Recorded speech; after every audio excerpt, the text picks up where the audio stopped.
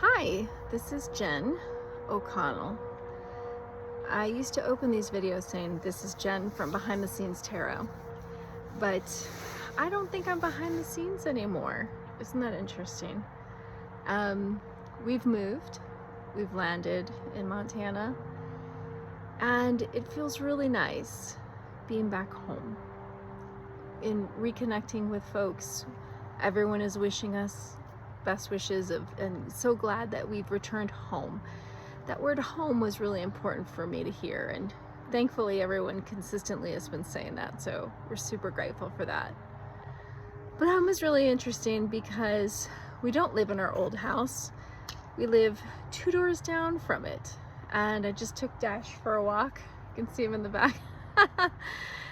And we walked past our old house. It's not our house anymore. And walking down the street past people that we're close to that have always been our friends, and knowing now it's their turn to move.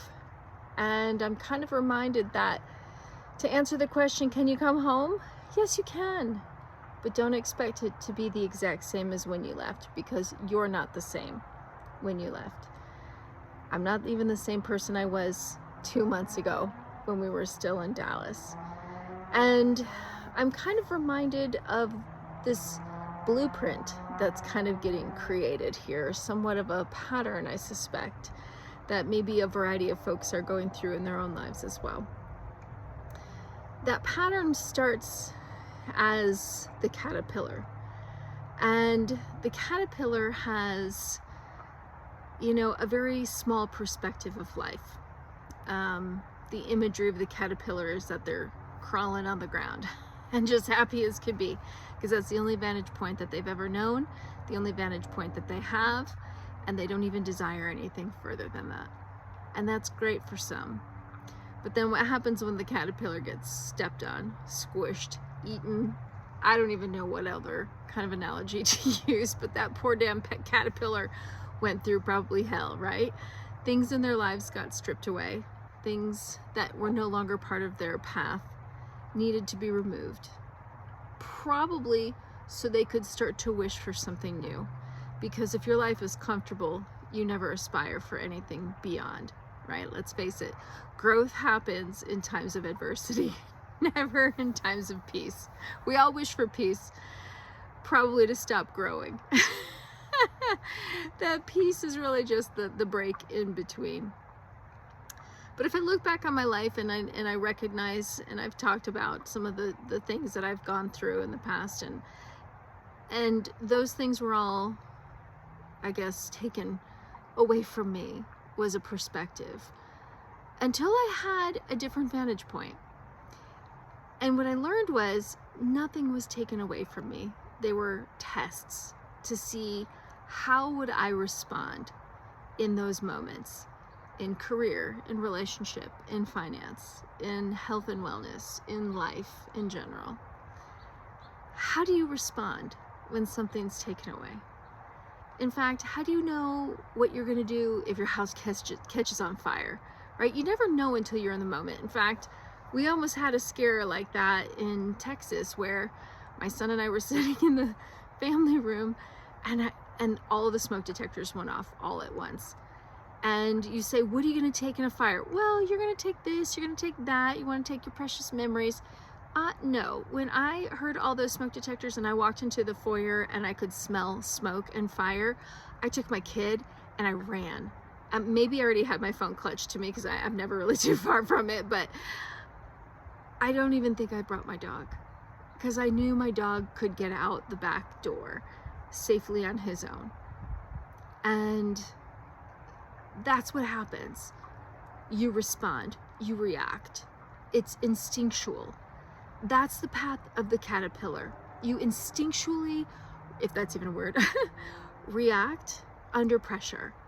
And they're not things being taken away from you. It's almost as if it's a divine test to see, how do you respond? Are you ready for the next level of growth? Because if you are, the blueprint that I'm starting to identify says you go from the caterpillar to the chrysalis phase. The chrysalis phase for me was Texas. 2 years of silence and being alone. I thought it was very lonely at times. I thought, what a shame I couldn't make closer friendships, although I did have some really nice friendships there, and I still connect with those people even now that we're gone. You guys know who you are, and I appreciate you so much. The chrysalis phase in this life evolution blueprint is intense loneliness, intense quiet, intense solitude.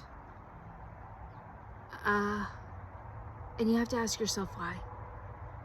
And it's because when you're in the quiet, it's when you go within and you start to listen to that voice that has always been drowned out when you're in the chaos of the caterpillar phase. Caterpillar phase, you don't hear anything else other than the stress and just the chaos, and you're in survival mode. Once you're out of that survival mode and you're in the chrysalis phase, now you start to say, what's next? And by the way, there is an entry point to get into the chrysalis phase, the quietness. And what I realized, it was surrender.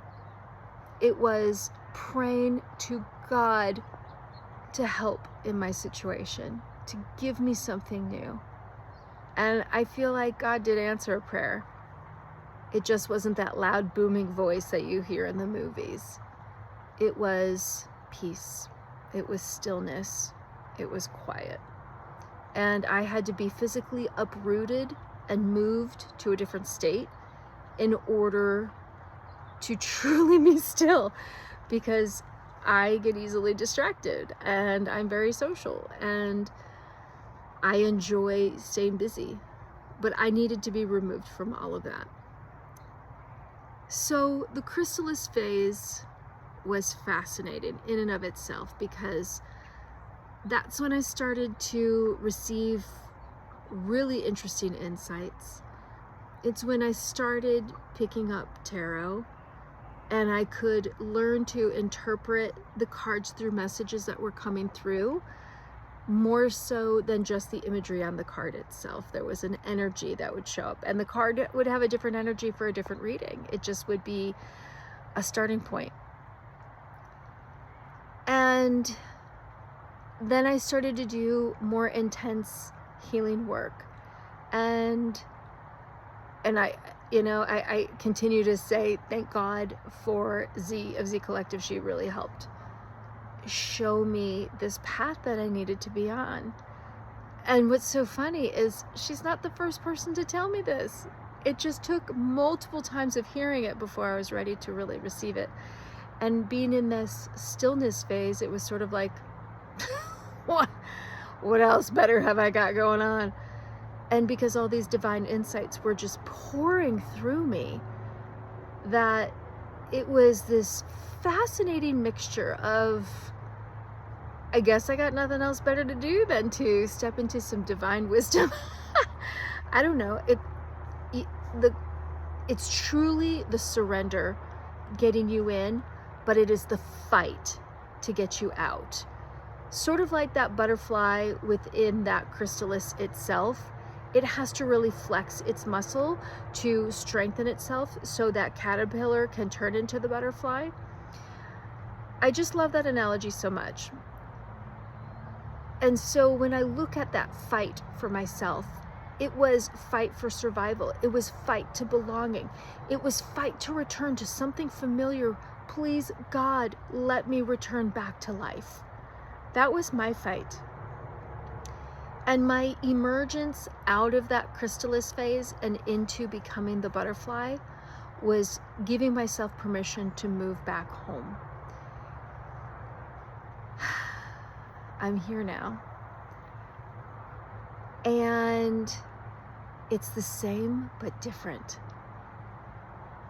I think before we merge into that butterfly, there's an in-between period.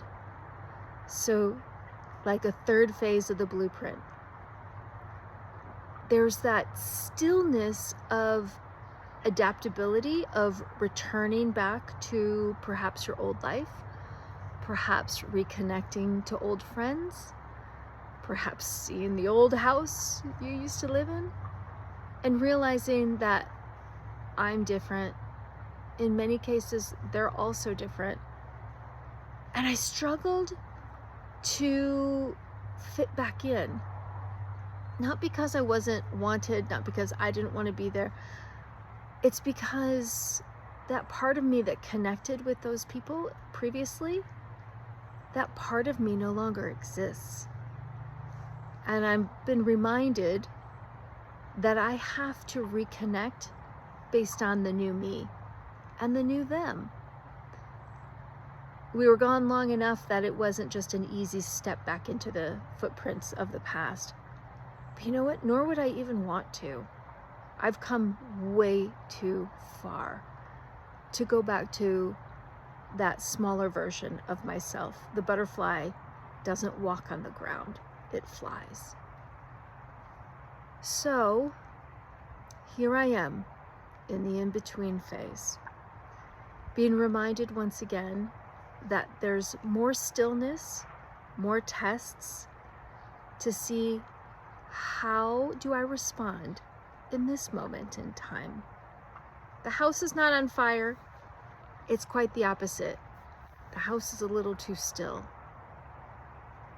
And these are the moments where clarity and trust and insights and wisdom are all getting refined. I'm still doing the tarot card readings, still looking into the financial market. I'm excited to see what's happening with silver and gold and XRP and, Bitcoin. But I'm also realizing that in order to receive, we also have to give. So if any of us are sitting here waiting for things to just show up in our lap, it's not going to happen that way. Energy is fluid. Energy is in motion constantly. If we are stagnant, energy will be stagnant as well, and our abundance will be stagnant. We have to be in that flow of give and receive, the ebb and flow. Like a stream running downhill. And I don't know if you pick the bucket full of water and you put it back to the top of the river. I'm not suggesting that that's necessarily the analogy. But allowing things to flow, I think, is what I'm trying to get at. So if you're like me and you're waiting for that fourth phase of the blueprint, so phase one being the caterpillar, where everything kind of life is status quo, but then you see things falling apart. And the exit of that phase is surrender to God.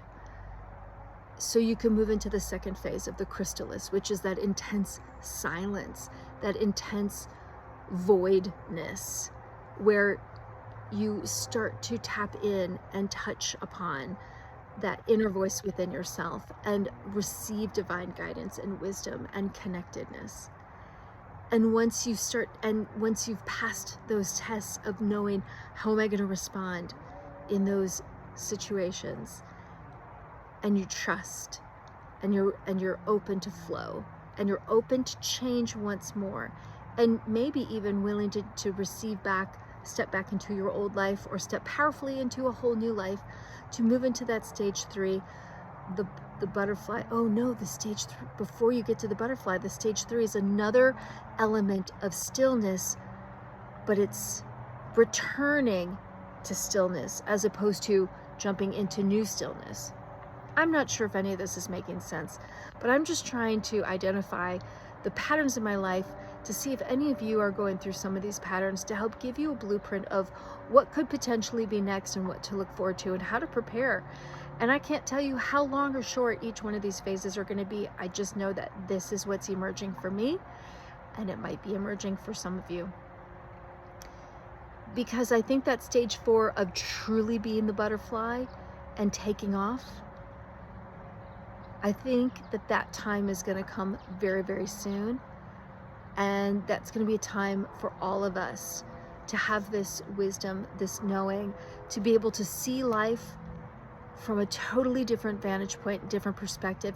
So from the perspective of the butterfly in the air, we can communicate down to our community around us that's still that of the caterpillar on the ground, and give them a completely different perspective of the world that is now starting to become visible to all of us. And some folks may be shocked by what's about to unfold in this reality, but being in a 9-year, things are going to start to crumble, and they're going to start to crumble fast. And if we want to help move that process along, we've got to be in this ebb and flow. We cannot stay still. We cannot stay stagnant. And we have to be able to trust and listen to that inner voice, that inner wisdom, and feel confident enough in our own knowing, in our own awareness, to be able to share it with others. So that's why I needed to no longer be behind the scenes, and I needed to be myself, my true authentic self. My name is Jen O'Connell. It's nice to re-meet all of you, and I look forward to sharing more going forward. I think I'll bring out the tarot cards again pretty soon too, because there's some fun stuff going on. But I just wanted to share these insights, let you know why I've been quiet for a hot minute, because I'm still kind of adapting to all of this. And I'm still in my phase 2 in between. I don't know. I don't know. I'm still kind of working through all of this stuff, but it's going to be a definite interesting ride. And I think it's going to require all of us to have this intense inner resolve and strength and power to be able to help guide and inform and support those around us who don't have that inner strength, that inner fire. And I gotta tell you what, that resolve comes under intense pressure, because that's how diamonds are made. And if you're going through intense pressure like I've been going through over the past couple of years, we're turning into diamonds. And that's where the world needs us to be. So we're getting ready, we're getting positioned, we're staying quiet, we're listening to that inner voice, that inner guidance, trusting our intuition, trusting our knowingness, and we are going to be ready for that last phase, emerging of the butterfly and sharing that perspective and wisdom with others. I'm looking forward to it. I hope you are too. I'll see you soon. Bye for now.